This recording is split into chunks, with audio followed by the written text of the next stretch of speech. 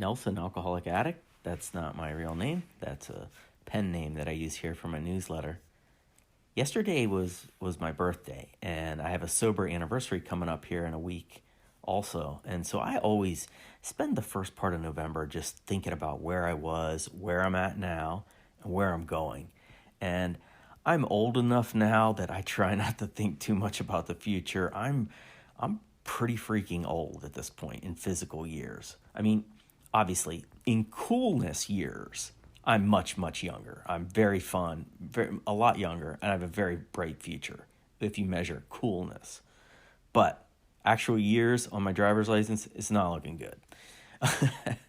I'm also a sports fan, and this is a time of year where you oftentimes will see a media outlet take a sport, plug in all the data from what's happening, and let a computer simulate the way that a season will play out. And the number that most media outlets seem comfortable doing that with is 20,000. They'll run the NFL season 20,000 times using all the data. And then the computer will spit out that the Chiefs, project to win 4,000 Super Bowls, and the Buccaneers 3,200 Super Bowls, and the Cowboys 2,000 Super Bowls. And at the end, it all adds up to 20,000 simulations of the season. And I always pay particular attention at the very bottom of that list, where the worst teams in the league, let's say this year it's like the Jaguars and the Lions. At the very bottom, you see there's a world in which this computer plugged in all the information, and somehow those teams won a couple of Super Bowls.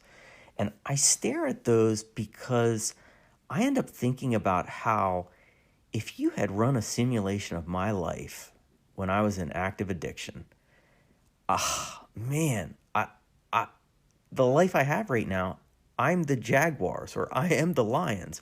I am the miracle, how the hell did that happen scenario that defies all of the underlying data. Because I think if you went back in time to when I was actively drinking and drugging, if you ran 20,000 simulations of my life at that point, you'd have ended up with something like, 8,000 times I died of an overdose, 9,000 times, ended up in jail or an institution. I think there's like 2,000 times where I'm go to rehab, but then I get out, and then I stay sober for 100 days, and then I drink again, and I'm just 2,000 times where I'm like in and out of sobriety. Then there's like a small percentage chance, I think, of my life when I think about it, where like maybe let's say 800 times I stop drinking, but I'm just a white-knuckling mess who somehow doesn't abuse drugs and alcohol, but is not improving at all. And then last but not least, I think there's like a very small percentage chance, let's say 200 times out of 20,000 simulations where I get sober. And I made all of those numbers up just now, but I think they're actually pretty close to how things might have played out. I was, as far as the dead of an overdose thing, I was overdosing on a regular basis, including alcohol, drugs, lots of fentanyl. I could have died so many nights. It was only a matter of time probably for me. And if I didn't die, there was a good chance I would have gotten arrested or injured someone else. And if I didn't die or get locked up, those top two options, I think there's a version of my life where I kept rationalizing that pot was never my problem, so I'll stop everything else except for weed, or maybe that alcohol was never as bad as opiates for me, so I'll just drink. And I think there's a lot of parallel universe versions of my life where I did that mix and match thing where I'm drinking 1 month and drugging the next, and I'm just a total disaster, but I managed to not die or get arrested somehow.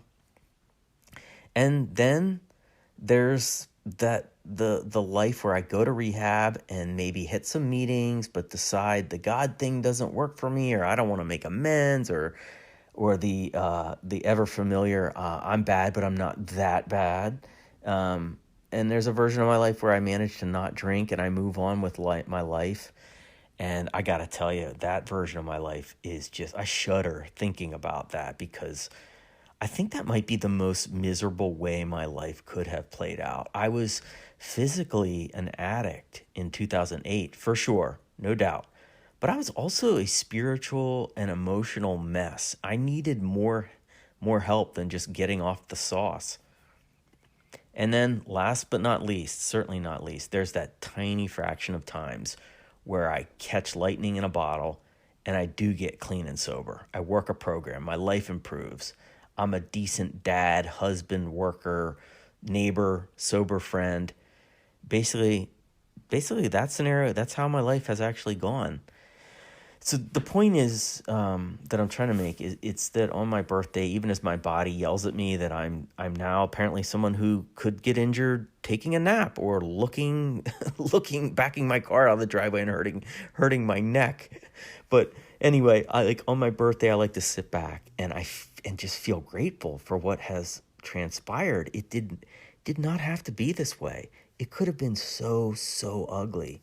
I went to rehab in 2008 and right after another very ugly birthday in November, and I haven't drank or drugged since then.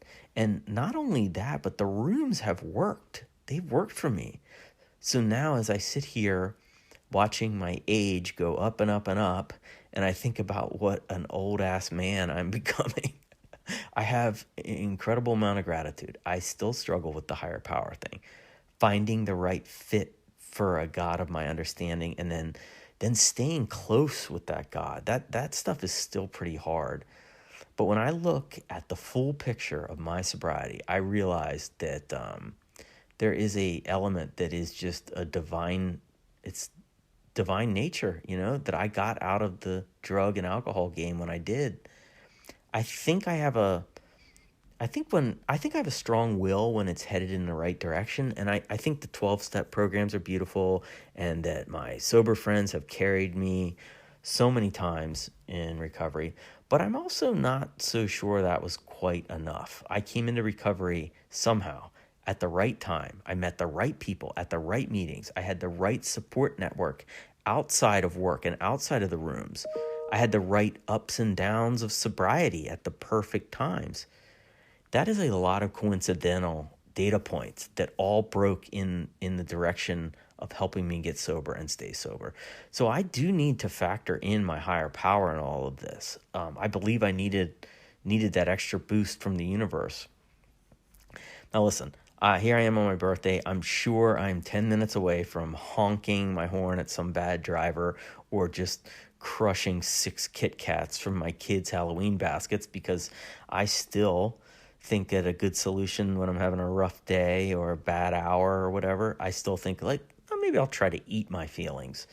But for right now, this very moment, I'm so grateful that I'm living in one of those few parallel universes where I don't eat 60 Vicodin every day and instead eat, maybe 10 Kit Kats. But progress, not perfection, right? Thanks for letting me share.